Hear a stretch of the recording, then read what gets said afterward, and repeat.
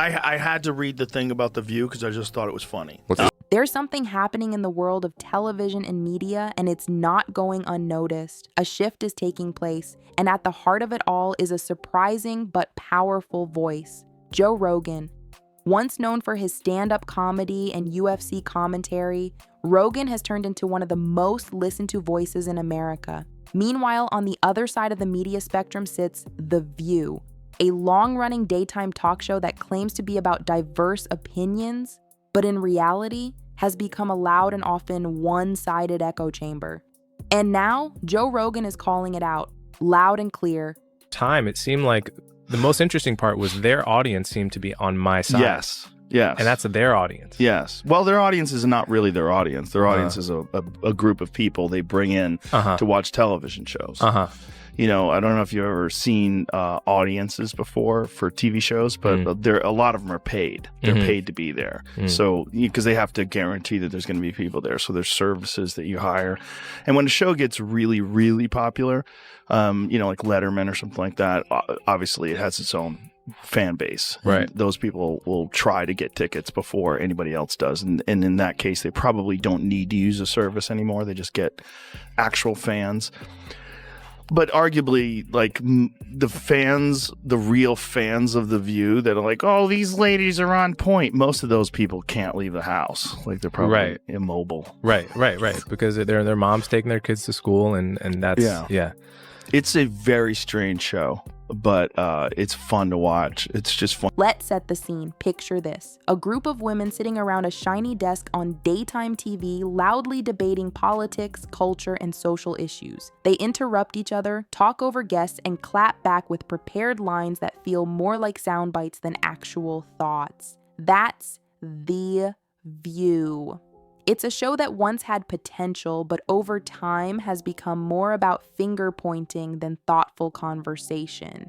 Joe Rogan has seen enough, and he's not holding back. On a recent episode of his podcast, Rogan didn't just comment on The View, he completely broke it down, and the way he did it left millions of viewers laughing, nodding, and saying, "Finally, someone said it." People want us divided, and they aren't just here in this country. They're foreign adversaries who are infiltrating our social media because it is prudent for us to stay that way. So when you see something that really pisses you off, you should triple check that one. Yeah. But I think that's why people like our show, because they know that we are checked by ABC News. But we're checked by everybody. Yeah. I mean, if we're wrong, we have, the legal note here. The human legal note. But we went from Walter Cronkite basically to this guy, Joe Rogan, who believes in dragons. I checked it. He believes in dragons? He believes in... No hate for Joy Behar. If I saw her, I'd give her a hug. I'd probably say the same thing about me if I was her. You're worried about losing your job, and you're worried about podcasts taking over, and who's the source of news, and we said Donald Trump was Hitler, but half the country disagreed with us, and he won, and this is fucking great. And Joe Rogan believes in dragons! Rogan started by pointing out what so many people have noticed for years. The View isn't a discussion, it's a performance. It's a group of hosts, mostly from one side of the political spectrum, saying the same things over and over while shutting down anyone who dares to challenge them. They claim to represent the people, but Rogan questioned who they're really speaking for. Do they actually talk to real people? Rogan asked with a smirk. Because the stuff they say doesn't line up with what actual people are thinking. And that's the key. The View might be on national TV, but it's completely out of touch with everyday Americans.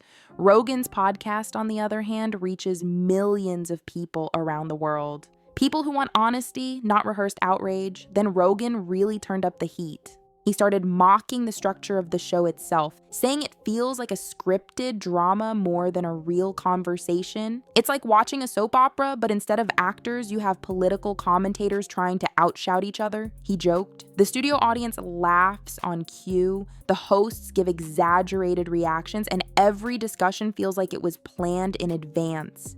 But here's the best part, Rogan said. They always invite someone with a different opinion and then never let them talk. That got a lot of people laughing and thinking. Because it's true. We've all seen it. Whether it's a conservative guest, a political figure, or just someone with a slightly different take, They get invited onto The View only to be interrupted, challenged, and drowned out. The moment they try to speak up, one of the regular hosts, usually Joy Behar or Whoopi Goldberg, jumps in to correct them. And if that doesn't work, they move to commercial. Sunny's very intelligent, but she's ideologically captured. Right. You know, I think the other ones, there's a couple of the other ones, don't have to name any names, who are just very dull-minded. But I think Sunny's not one of them. I think she's smart, but captured. Sure. I think she came into it with an agenda. Of course. You know, they do everything with an agenda. Yeah. You know, she came into it, it seems, really wanting to paint me as someone that has been co-opted by. Rogan compared it to inviting someone over for dinner, only to throw their plate on the floor the moment they try to eat. You don't want guests, he said. You want someone to beat up in front of your fans. It was a brutal analogy, but hard to argue with. Rogan also pointed out the strange way The View often reacts to criticism. Instead of addressing it, they double down. When someone calls them biased, they say they're just standing up for what's right. When someone points out a mistake, they deflect. And when someone disagrees, they claim they're being attacked. It's like playing a video game where you can't lose. Rogan joked, every time they're wrong, they just hit the reset button. And the audience, many of whom are paid to be there, claps anyway. But that show has this very specific ideological bubble in which they operate in. You know, and they always bring on a token conservative woman and they yell over her and silence her. And, you know, they did that with Meghan McCain, and they did that with what is that other blonde woman from Survivor? Do you remember her, Jamie? She was always yelling. I mean, it's a bizarre show. But Rogan didn't stop at mocking the show. He went deeper. He asked the question a lot of people are too afraid to say out loud. Why does The View still act like it speaks for America? Think about it. Ratings have dropped. Online clips are filled with people calling them out. And the hosts have been caught in multiple on-air blunders. But somehow, the show marches on, pretending like nothing's wrong. Rogan shook his head. It's like the Titanic sinking and the band is still playing. He said that metaphor hit home. Because while The View continues pushing the same old talking points, the world is changing. People are turning away from traditional media. They're sick of being told what to think. They want open discussions, not lectures. They want facts, not feelings. They want debate, not drama. And that's exactly why Joe Rogan is winning, and The View is not. Yes, that's true. That's true. They get so much hate watching and hate watching viral clips of them saying ridiculous things.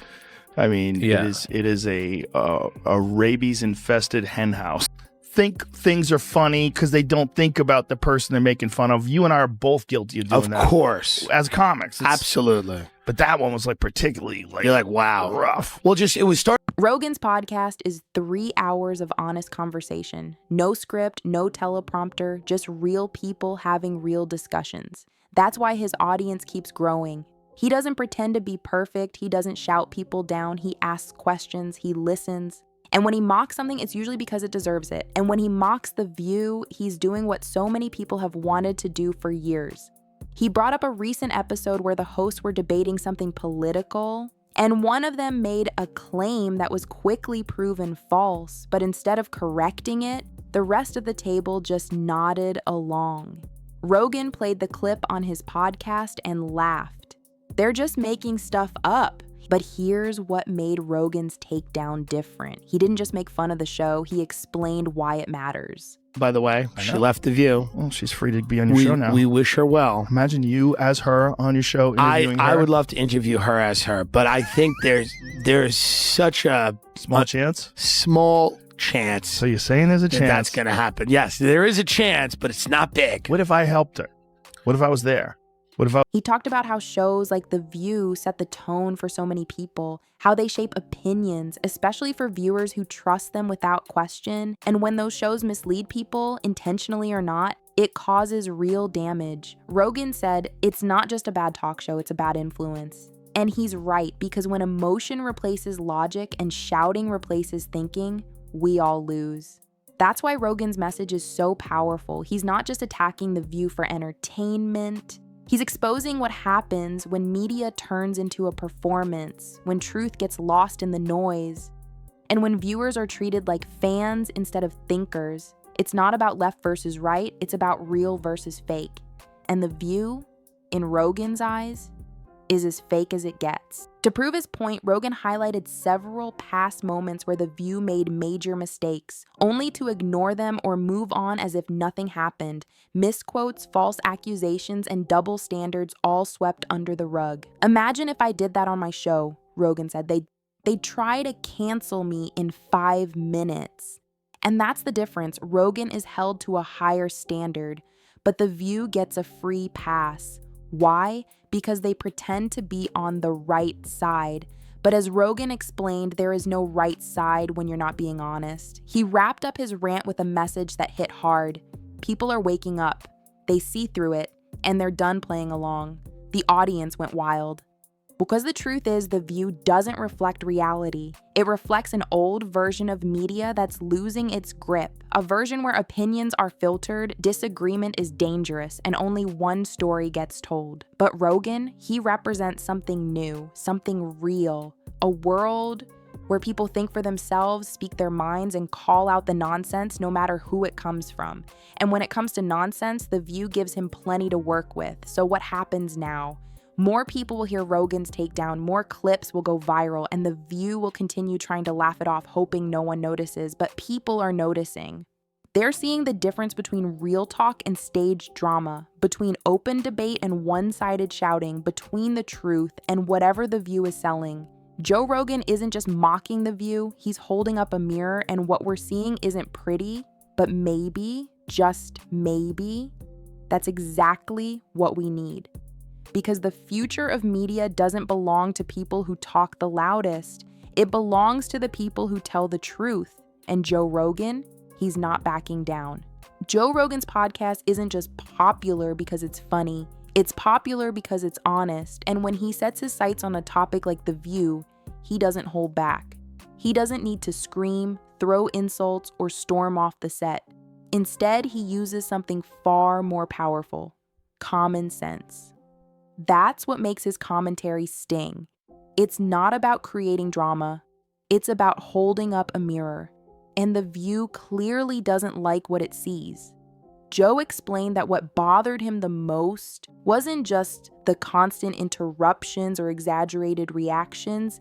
It was the smugness. The way the hosts carry themselves like their opinions are facts and everyone else is just uninformed. He pointed out that in real debates, people listen, they wait, they respond with thoughtful ideas.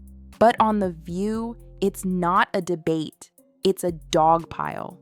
Rogan even joked that if The View added background music, it could be rebranded as a comedy sketch. And let's not forget the audience. Joe had a field day with that part. You ever notice how they clap at the weirdest moments? He said, it's like someone off camera is pressing a cheer button. It's true. There's a strange rhythm to how The View's crowd responds. Almost too perfect, too rehearsed. Rogan called it clap on, clap off approval. He said it reminded him of old sitcoms with laugh tracks, only less funny.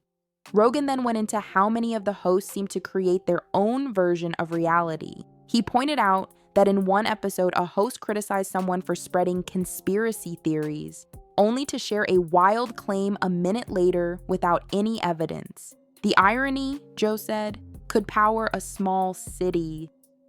He laughed, then asked his guest, are they even aware of what they're doing? But the most important part came when Rogan got serious. He explained that media shows like The View have a responsibility. People watch, they listen, they trust. And when a show becomes more about pushing one side than telling the truth, it becomes dangerous. People aren't tuning in to be educated, Rogan said. They're tuning in to be comforted by what they already believe. That's not journalism, it's fan service. What makes this so interesting is how Rogan himself runs his show. He invites people from all walks of life, doctors, comedians, politicians, scientists, athletes. He doesn't always agree with them. In fact, he often challenges them. But he lets them talk. He listens. And even when he pushes back, he does it with respect. That's why his audience keeps growing while The View struggles to stay relevant. Joe talked about a specific moment that really stuck with him. A conservative guest was invited onto The View, and instead of having a real discussion, the host bombarded her with rapid-fire questions, never giving her time to answer. Then they cut to commercial and came back with a totally different topic. It's like asking someone to explain themselves while you're already walking away, Joe said. What's the point? That moment, he said, is a perfect example of why The View has lost so many viewers. People don't want to watch someone get bullied. They want a real conversation, and when that's missing, the whole thing just feels fake. Then Joe dug into the double standards. He talked about how some hosts on The View are quick to call out others for dividing the country while spending entire episodes bashing half of it. You can't say you want unity while pointing fingers, he said. That's like setting a fire and then blaming the smoke. The audience of his show laughed, but the truth behind the joke was clear. Rogan also brought up the issue of mistakes, how The View often gets things wrong but rarely admits it. He compared it to someone tripping in public and pretending they meant to do it. Just say you fell, he joked. People respect honesty more than denial. And that's what Joe believes the media is missing: humility, the ability to say we were wrong and move on with grace. But instead of admitting when they're wrong, The View often doubles down. They deflect, spin, and change the subject. Rogan said watching that unfold feels less like a news show and more like a magician trying to hide a trick gone wrong. Look over here, not at the mistake, he mimicked. Let's talk about something else real quick. Rogan admitted that shows like The View still have influence, but that influence is shrinking. Not because people hate daytime TV, but because they crave something real. We're all living in the same world, he said, and people are tired of being treated like they're too dumb to notice what's actually going on. One of the most viral moments from Rogan's breakdown came when he impersonated a hypothetical panel on The View. He gave each host a character. There's the interrupter, the eye roller, the one who pretends to read studies, and the one who says, "I'm just saying," before saying something wild. It was hilarious, but also painfully accurate. The clip racked up millions of views online. Comments flooded in. He nailed it. I thought I was the only one who noticed. Finally, someone with a platform is calling them out. That's the thing. Joe Rogan isn't just venting. He's speaking for a massive group of people who felt ignored, who've watched The View insult their beliefs, talk down to guests, and twist stories without consequences. And Rogan, with his no-nonsense delivery and sense of humor, is giving them a voice. He ended the segment with a strong message. Look, I'm not saying you have to agree with everything I say. I don't even agree with everything I say sometimes, he laughed, but at least I'll hear you out. At least I'll let you talk. And that's the difference. That's the power of actual dialogue. The response was overwhelming. People shared the clip, debated it, discussed it. It wasn't just a podcast episode. It was a wake-up call, a reminder that real discussion matters, that respect matters, and that if shows like The View want to stay relevant, they'll have to change. But will they? So far, there's no sign of it. The same format continues, the same tone, the same strategies, and the same silence when confronted with uncomfortable truths. Meanwhile, Joe Rogan keeps climbing. His platform gets bigger, his guests get more diverse, and his influence grows not because he's the loudest, but because he's the most honest. In the end, Rogan's takedown of The View wasn't just about one show, it was about the media as a whole, the need for transparency, the hunger for real conversation, and the rejection of scripted, one-sided performances pretending to be news. Joe Rogan mocked The View, but he also did something bigger. He reminded millions of people that it's okay to question what you hear, to push back, to demand better, and that you don't need a TV studio or a flashy intro to have an opinion that matters. You just need a voice and the courage to use it. And right now, Joe Rogan's voice is louder than ever.